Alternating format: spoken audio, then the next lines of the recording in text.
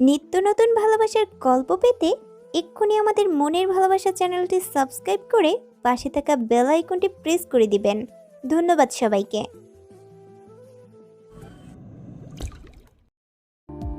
মেঘ চোখ ভর্তি পানি নিয়ে বেডের উপর পা ঝুলিয়ে বসে আছে।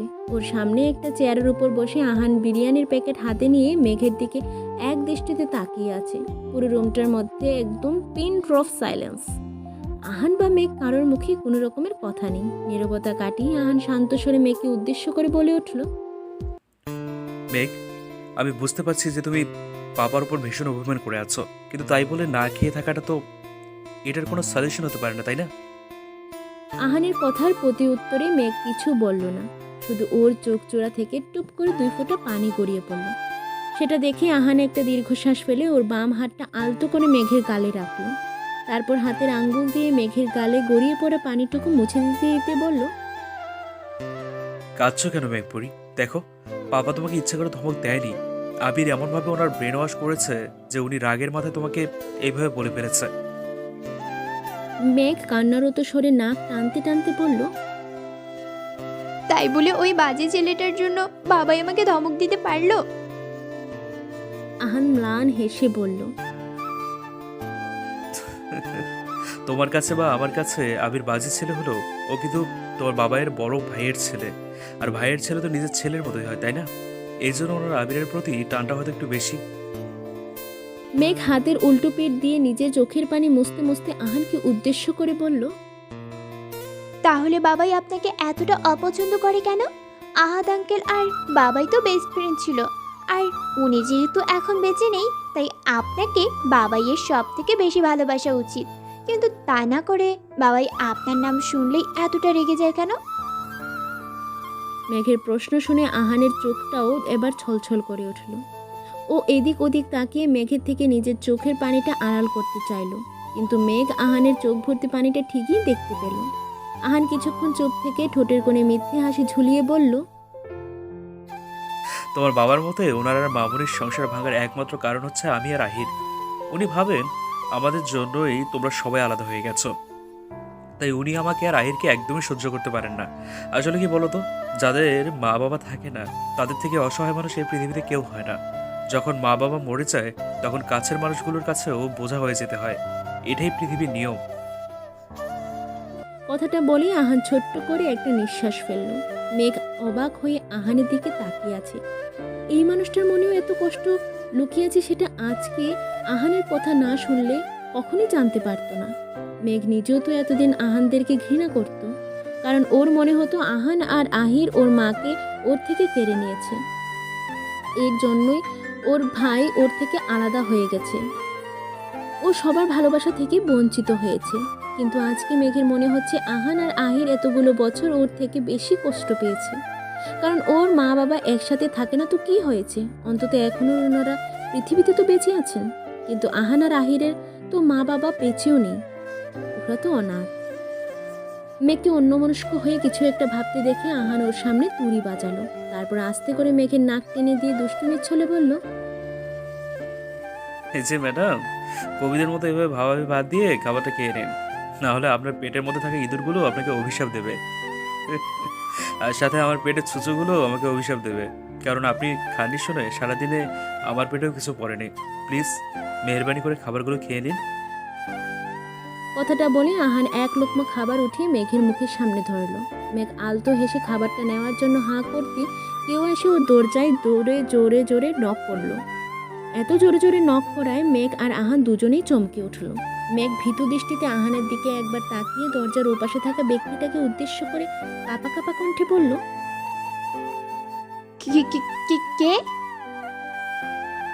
মেঘের প্রশ্ন শুনে ওপাশ থেকে কোনো অ্যান্সার এলো না, শুধু জোরে জোরে দরজা ধাক্কাতে থাকলো।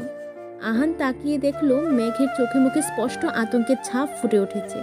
ও দ্রুত চেয়ার থেকে উঠে দাঁড়িয়ে নিচু স্বরে মেঘকে উদ্দেশ্য করে বলল, ভয় পেও না একদম, আমি ওয়াশরুমে গিয়ে লুকিয়ে পড়ছি, তুমি গিয়ে দরজাটা খুলে দাও। কথাটা বলেই আহান খাবারের প্যাকেটটা হাতে নিয়ে দ্রুত ওয়াশরুমে ঢুকে গেল। মেঘ শুকনো একটা ঢোক গিলে ধীর পায়ে হেঁটে গিয়ে দরজাটা খুলে দিল, কিন্তু দরজা খুলতেই ওর মেজাজটা তুঙ্গে উঠে গেল, কারণ ওর সামনে আবির দাঁড়িয়ে আছে। মেঘ দাঁতে দাঁত চেপে আবিরকে উদ্দেশ্য করে বলল, আপনি আমার রুমের সামনে কি করছেন? আপনার সাহস হলো কিভাবে এখানে আসার? মেঘের কথা শুনে আবির একটা প্রেডি স্মাইল দিয়ে বলল, এখান থেকে যাচ্ছিলাম, ভাবলাম তোমার সাথে একটু দেখা করে যাই, আর সাথে তোমাকে একটা গুড নিউজও দিয়ে যাই। মেঘ ভ্রু কুচকে বলল, কিসের গুড নিউজ? সেটা বলতে হলে তো আমাকে রুমের ভিতর আসতে হবে। কথাটা বলেই আবির মেঘকে সাইড কাটিয়ে ওর রুমের মধ্যে ঢুকে পড়ল। তারপর মেঘ কিছু বুঝে ওঠার আগে ওকে এক টান দিয়ে মেঘকে দরজার কাছ থেকে সরিয়ে এনে দরজাটা লক করে দিল। আচমকা আবিরের এমন কাণ্ডে মেঘ হকচকিয়ে উঠল। এতক্ষণ আহান ওয়াশরুম থেকে মেঘ আর আবিরের কথাগুলো স্পষ্টই শুনছিল। দরজা লক করার শব্দ শুনে এবার ও ওয়াশরুমের দরজা কিছুটা খুলে বাইরে উকি মারল। দেখলো আবির মেঘের এক হাত চেপে ধরে রেখেছে। এটা দেখে মুহূর্তের মধ্যেই আহানের শান্ত চোখ জোড়ার রক্তিম বর্ণ ধারণ করল। ও দাঁতে দাঁত চেপে নিজের রাগটাকে কন্ট্রোল করার চেষ্টা করলো, কারণ ও এখন আবিরকে কিছুই করতে গেলেও ওর সাজানো প্ল্যানটা একদম গড়বড় হয়ে যাবে, যেটা ও একদমই চায় না। মেঘ ঝাড়া মেরে আবিরের থেকে নিজের হাতটা ছাড়িয়ে নিল। তারপর রাগী দৃষ্টিতে আবিরের দিকে তাকিয়ে বলল, আপনি আমার রুমের মধ্যে ঢুকেছেন কেন? এক্ষুনি বের হন এখান থেকে, না হলে কিন্তু বাবাইকে সবটা জানাতে বাধ্য হব। মেঘের কথা শুনে আবির হো হো করে হেসে দিল। তারপর মেঘের দিকে কিছুটা এগিয়ে এসে হাসতে হাসতে বলল, কি জানাবে তুমি তোমার বাবাইকে? তোমার বাবাই তো আমাকে এখানে পাঠালো তোমাকে একটা গুড নিউজ দেওয়ার জন্য। মেঘ অবাক করা কণ্ঠে বলল, হোয়াট? বাবাই আপনাকে এখানে পাঠিয়েছে? কিন্তু কেন? কিসের গুড নিউজ দেওয়ার জন্য? আবির একটা বাঁকা হাসি দিয়ে মেঘের দিকে কিছুটা ঝুঁকে কানের কাছে গিয়ে ধীর কণ্ঠে বলল, একটু আগে তোমার বাবাই আমার বাবা মার সাথে কথা বলে সামনের সপ্তাহে আমাদের বিয়ের তারিখ ফাইনাল করেছে, তাই তোমাকে কনগ্রেচুলেট করতে এলাম। কনগ্রেচুলেশন মিস মেঘ, খুব তাড়াতাড়ি তুমি আমার হতে যাচ্ছ।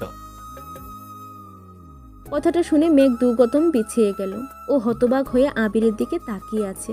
মেঘ নিজের কানকে বিশ্বাস করতে পারছে না। শেষ পর্যন্ত কিনা ওর বাবা এই অসভ্য ছেলেটার সাথে ওর বিয়ে ঠিক করলো। এত বড় বোকামিটা কি করে করতে পারলো ওর বাবাই? সেটাই মেঘ ভেবে পাচ্ছে না।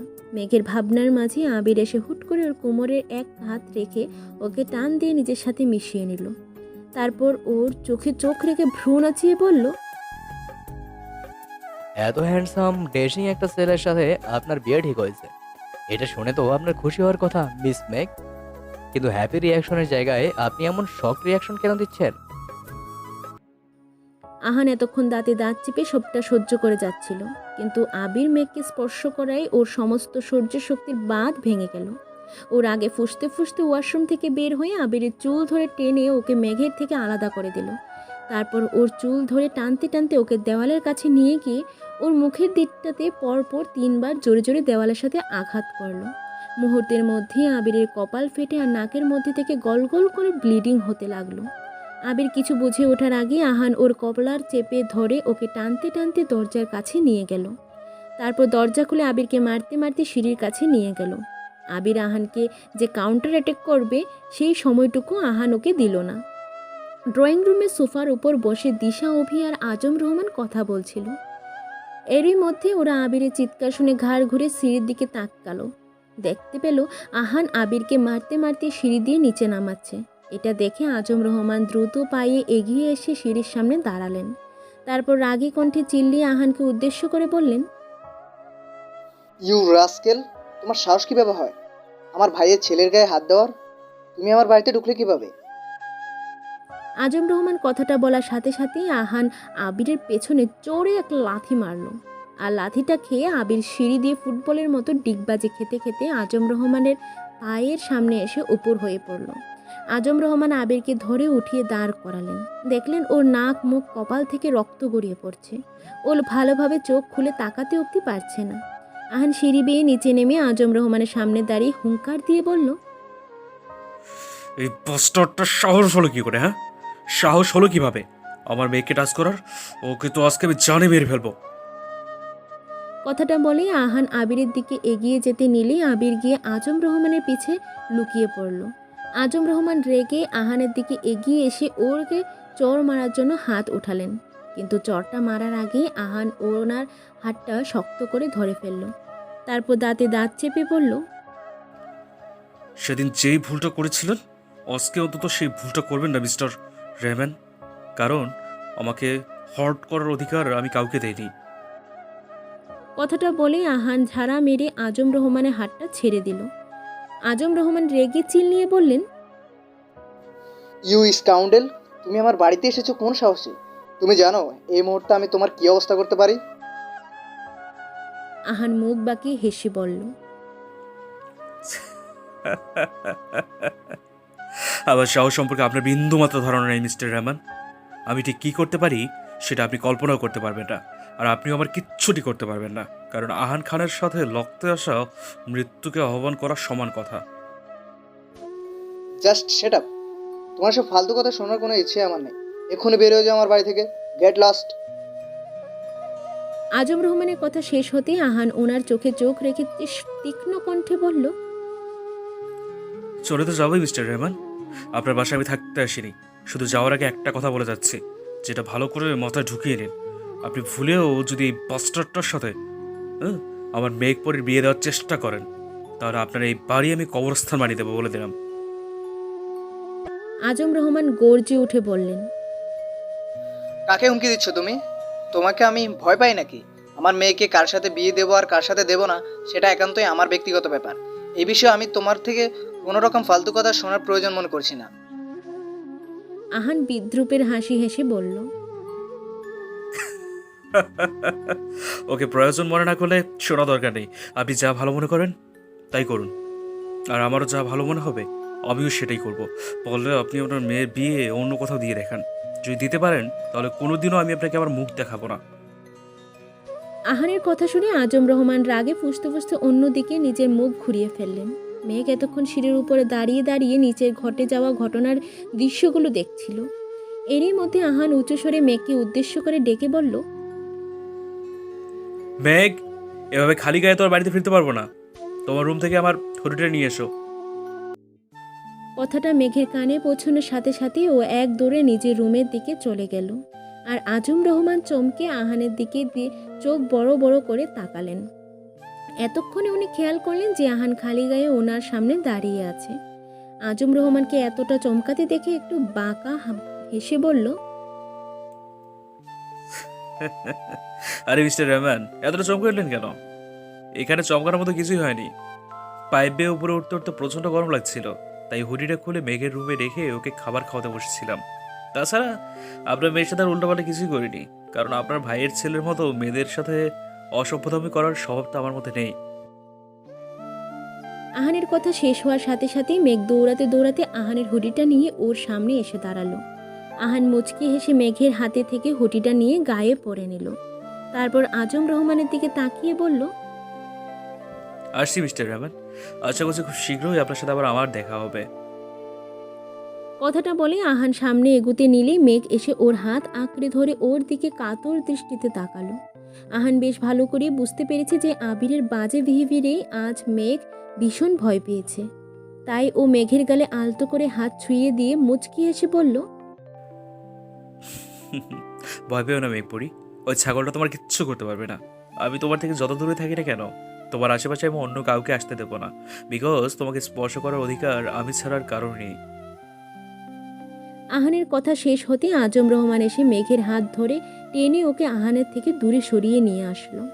আহান এগিয়ে এসে আবিরের সামনে দাঁড়িয়ে চোয়াল শক্ত করে বলল, আজকের পর থেকে যদি আমি শুনেছি যে তুই আমার মেঘপুরের আশেপাশেও গিয়েছিস, তাহলে তোকে আমি এমন জায়গায় মারবো যে তুই জীবনে আর বাবা হতে পারবি না। সারা জীবনের মতো তোর ভবিষ্যৎ অন্ধকার হয়ে যাবে। কথাটা বলে আহান আর এক মুহূর্ত ওখানে দাঁড়ালো না। হনহন করে বাসা থেকে বের হয়ে বাইরে চলে গেল। আর আহানের যাওয়ার দিকে তাকিয়ে থাকতে থাকতে মেঘের গাল দিয়ে গড়িয়ে পানি পড়তে লাগলো।